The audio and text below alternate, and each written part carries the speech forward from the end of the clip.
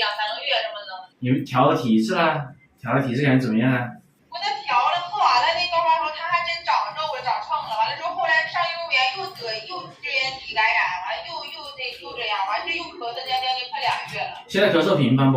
一天咳几次？他那咳嗽不像说那种大咳，就是不像那种，就是那种吭，就感觉像鼻炎呐，还是嗓子呀，就是那种的感觉，就是气管上敏感呐。它属于那种咽痒性咳嗽，应该属于那种刺激性咳嗽，过敏性体质所导致的。对，过敏性体质。一天这种情况有超过10次没有啊？这种情况？有，他有超过10次。我晚上给他吃一遍那个莫鲁司特钠，他第2天就好很多。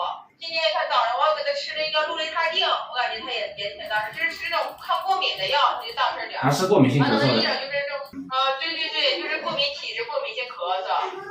在我们这边也给他看了，就说要多氯化，要吃莫鲁司特钠，不知道怎么给他整了。后来我赶紧找你们的。家长千万不要把止咳药跟抗生素当成咳嗽的断根神器。他这种情况表现为刺激性咳嗽，感觉一刺激喉咙就会引起剧烈的咳嗽，这是过敏性体质所导致的，跟脾胃虚弱、体虚有关系。所以一味的吃止咳化痰药，一味的吃抗生素，不但没有效果，反而会伤到小孩子的脾胃。